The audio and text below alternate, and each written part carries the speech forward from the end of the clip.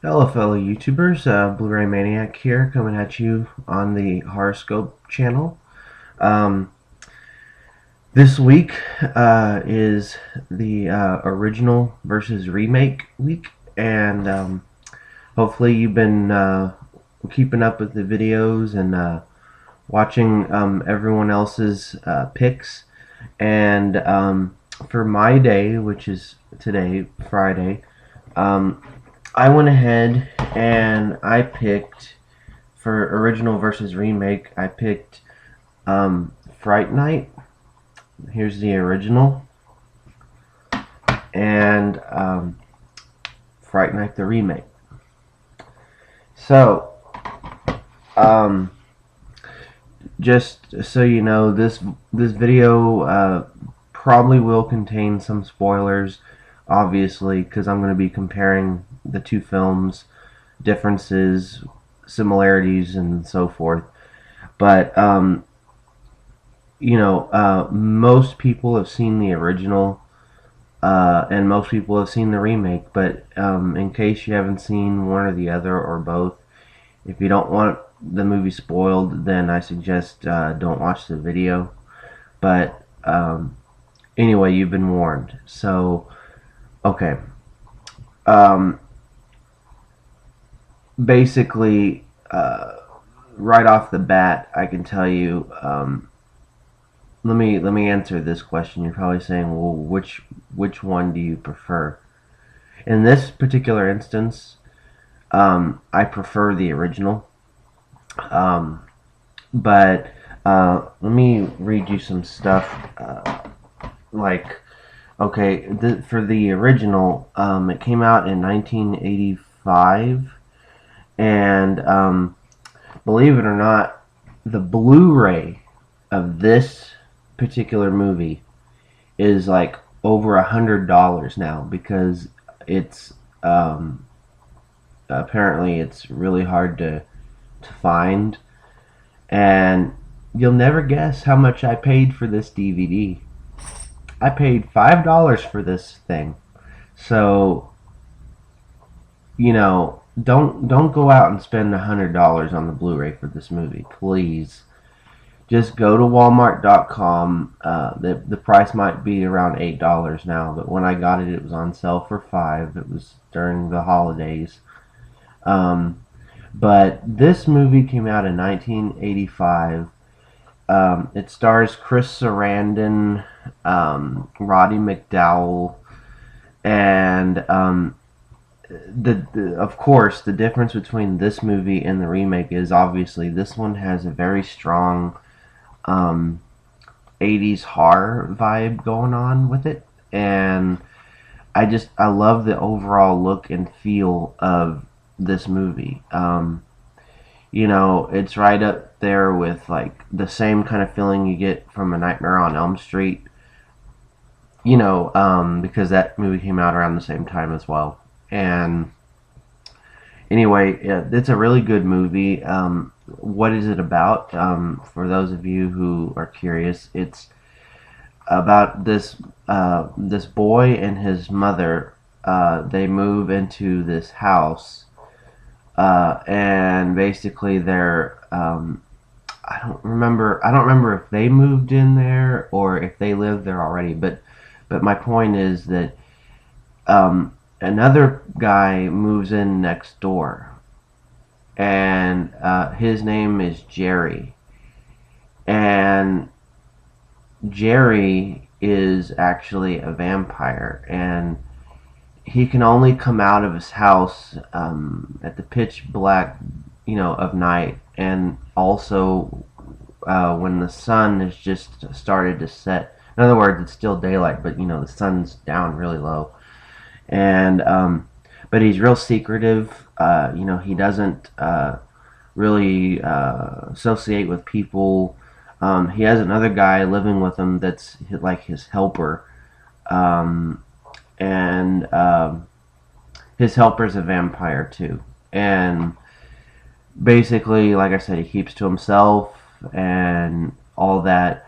But one particular night, the boy that lives next door was awake at night, looked through his window and saw Jerry with this woman, this girl that he had, I don't know, prostitute or something.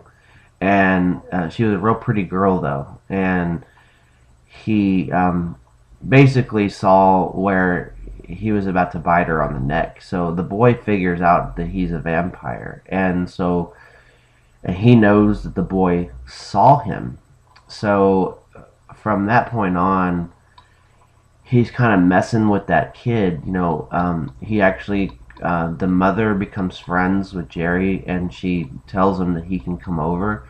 And y'all know the legend of once you invite a vampire into your house, they can come over whenever they want, even without your knowledge. So after that, he starts appearing in their house, and he messes with the kid, and everything kind of goes bad from there. And then he has a friend.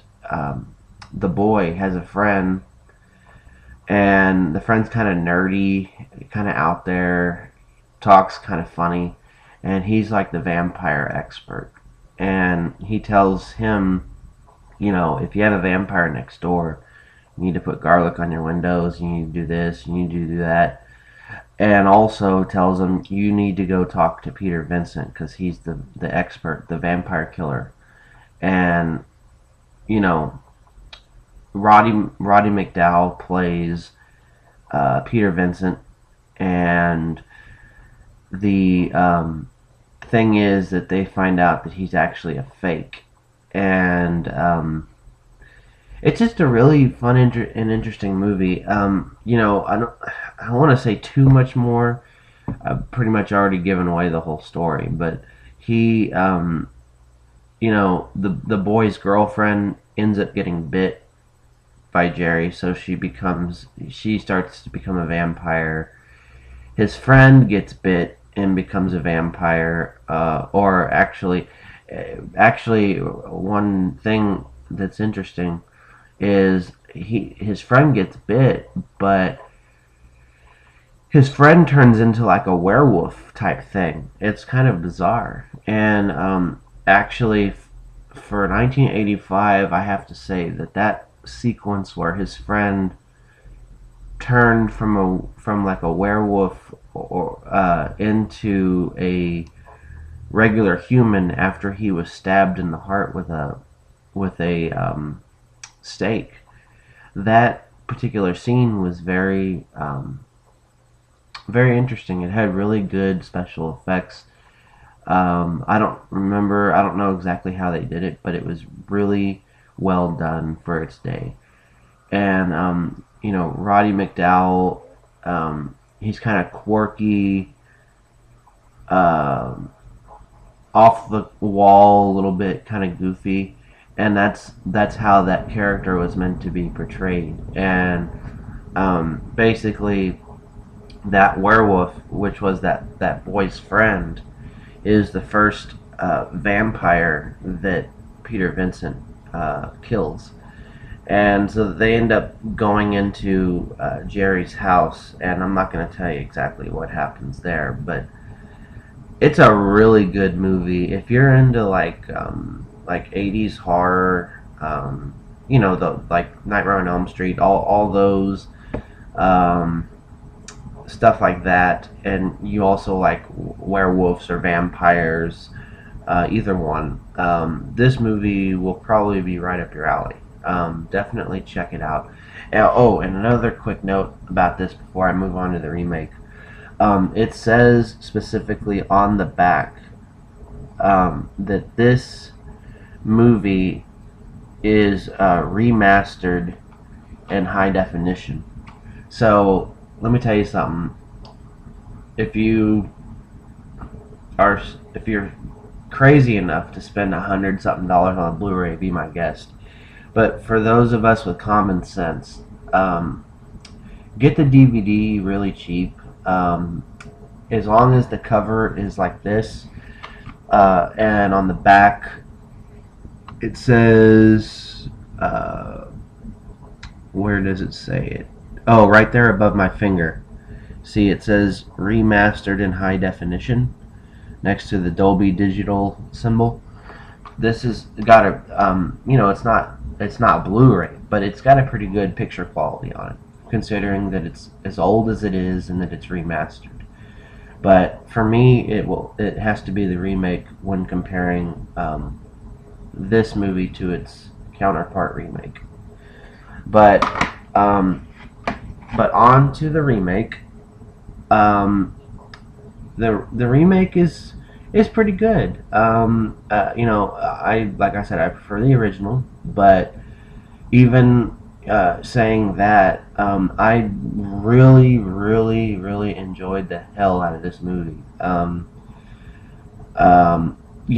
The kid, Anton Yacklin from, I think that's how you say his name, the guy who was in Terminator Salvation that played Kyle Reese, he plays the boy, the kid that lives next door to the vampire in this movie. And Colin, huge, you-know-what, Farrell, plays the vampire, and y'all know what I meant by what I just said, if y'all know his reputation. So, I don't really like Colin Farrell, not because of what I just said earlier, but because I just think he's kind of a douchebag. I don't, I think he's overrated a little bit, and I think he's a little stuck on himself. That's just my opinion, but I really think he is. But even as much as I dislike him, I will say that he did a very good job playing Jerry the vampire in this movie. Also, the boy, his friend in the movie, is played by Christopher Mintz-Plasse, or I forget exactly how you say his name, but basically he's McLovin, the guy from Superbad, or he was also in the movie Kick-Ass. He plays the friend in this movie, and I don't remember off the top of my head the guy that plays the character of Peter Vincent, but that was the other thing about this movie that I did not like, was the guy who plays Peter Vincent. He was like Ozzy Osbourne meets I don't know. It was, he had a very Ozzy Osbourne thing going on, and he was just kind of a jerk in this movie. He didn't really. He was a totally different version of Peter Vincent than say Roddy McDowall's Peter Vincent was, and but other than that, let's talk about some good things. Special effects are really good. The acting was pretty good too. I liked the idea that the vampire Jerry had a thing like where he had behind in his closet there was another door against the back wall, and if you open that door, it led to a corridor of like a hallway with a bunch of doorways on either side, and each door led into like a holding cell, and that's where he would keep all his victims. And I liked that idea, and his house was really dark. He had the windows covered up with tape and stuff like that. And the scene where the boy Anton Yacklin gets back there and he's trying to rescue his neighbor, the girl, the one that had I think it was the word lucky written on the butt of her pants. He tries to rescue her, but doesn't quite succeed. If you've seen the movie, you'll know what I'm talking about. I really, it was a fresh take on this movie. It's very different than the original, but it's got enough similarities that it will satisfy fans of the original as well.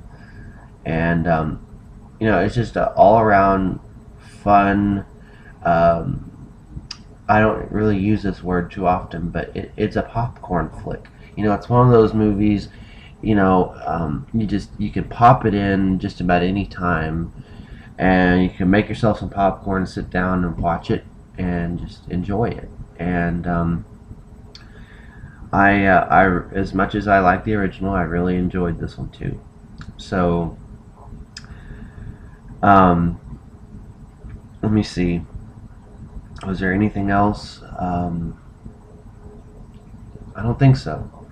But I'm going on 16 minutes now, so I'm gonna cut loose here and let you guys go. But for all intents and purposes, please see this movie just to see it, and who knows, you just might like it. And if you haven't seen the original, definitely see that one. So with that, I'll let you guys go for now.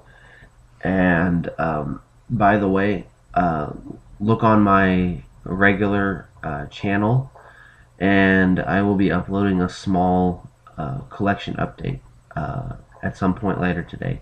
So anyway, thank you for watching. I hope you enjoyed the video, and until next time, you guys take care of yourselves, and I'll catch y'all later. Thanks.